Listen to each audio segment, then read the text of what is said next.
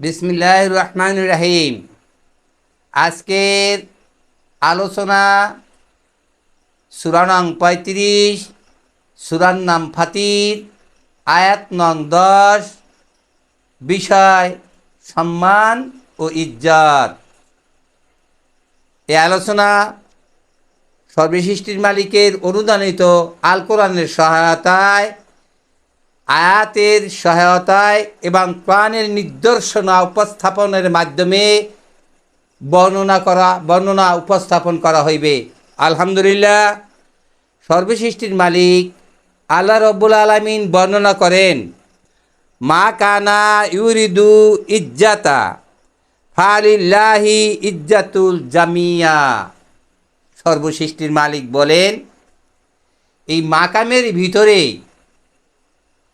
যে কেহ ইজ্জত ও সম্মানের দাবি করিবে, সে যেন জানে সমস্ত ইজ্জত ও সম্মান এই মাকাম যে সৃষ্টি করিয়াছে সেই আল্লাহ রব্বুল আলামিনের। এখন আমাদের বিষয় হলো সম্মান আর ইজ্জতের দাবি সর্বসৃষ্টির মালিক একস্বভাবে দাবি করলেন।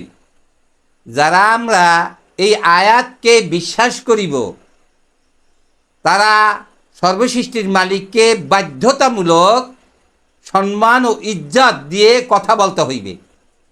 এটা সর্বসৃষ্টির মালিক এই যে সূরা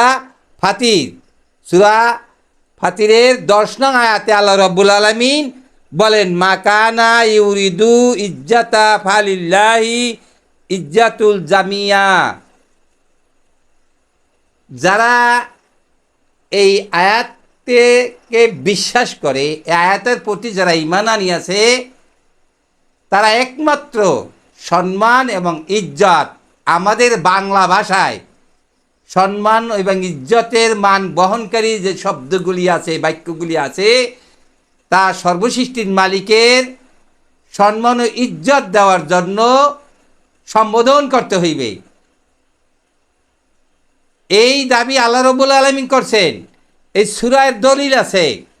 এখন আমরা সম্মান ইজ্জত যদি সর্বসৃষ্টির মালিককে করি, তাইলে আমরা আর কাউকে কি সম্মান ইজ্জত করতে পারি? লিল্লাহ ফিসাবিলিল্লাহ। আল্লাহ বলছেন, আমাকে সম্মান ইজ্জত দিয়ে কথা বলবে, আর কাউকে সম্মান ইজ্জত দিয়ে কথা বলবে না, তাইলে শিরক হবে। এখন আমাদের সেই বিষয়টা দেখতে হয় যে আল্লাহ রাব্বুল আলামিন আবার একস্বভাবে বলছেন, এই সম্মান ইজ্জত যদি কাউকে আমরা দেই তাহলে শিরক হবে, অংশীদারিত্ব হইবে। তার দলিল সর্বসৃষ্টির মালিক সূরা মুমিন, সূরা নং ২৩, আয়াত নং ৫৭।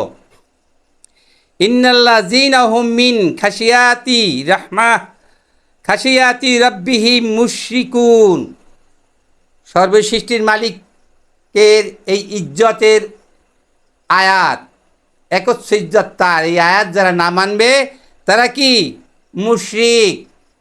তারা কি? মুশরিক। ৫৮ নং আয়াতে বলেন, আল্লাযীনা হুম বি আয়াতি রাব্বিহিম ইউমিনুন।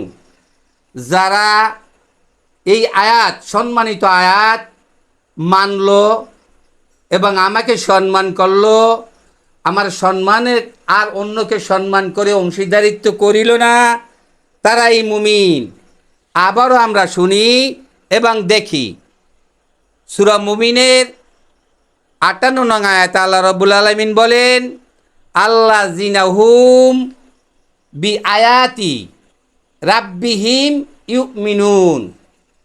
যারা আমার এই আয়াতকে মানল এবং আমাকে একস্বভাবে সম্মান করল, তারা মুমিন। এখন যারা অংশীদারিত্ব করে, সে সম্পর্কে আল্লাহ রাব্বুল আলামিন কি বললেন? ৪৯ নং আয়াতে আল্লাহ রাব্বুল আলামিন বললেন, আল্লাযীনা হুম বি রাব্বিহিম লা ইউশরিকুন।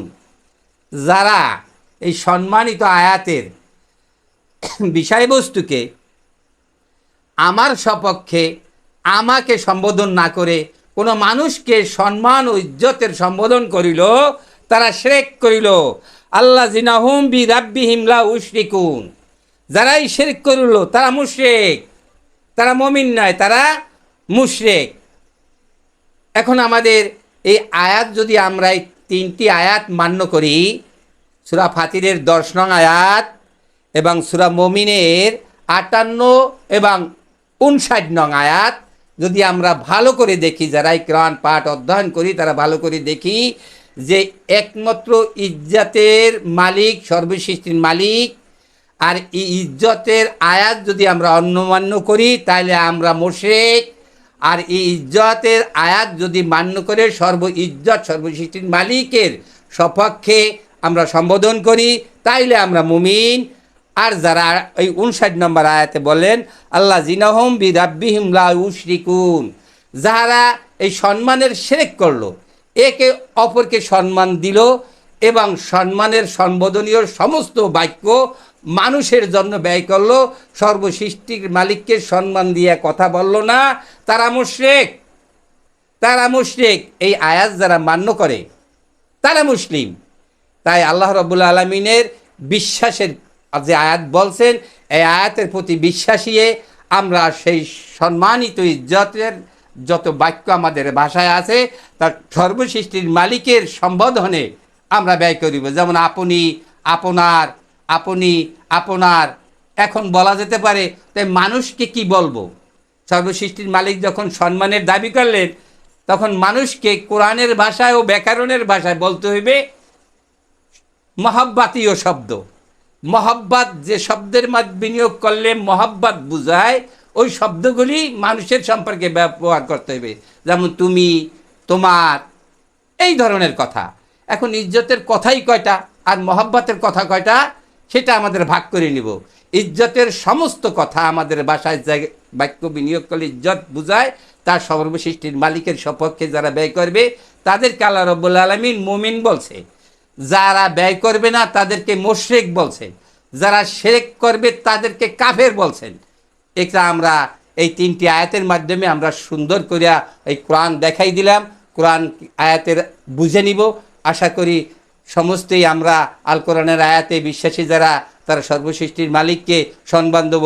ইতিপূর্বে যা আমরা ভুল করছি সেই ভুল থেকে মুক্তি পাওয়ার জন্য সর্বসৃষ্টির মালিকের কাছে তওবা করব। আশা করি সকলেই আমরা এই কথাগুলি কোরআনের সহায়তায় উপস্থাপন করা হয়েছে বুঝে নিব বলে আশা করি। আখিরি দাওয়ানা আলহামদুলিল্লাহি রাব্বিল আলামিন।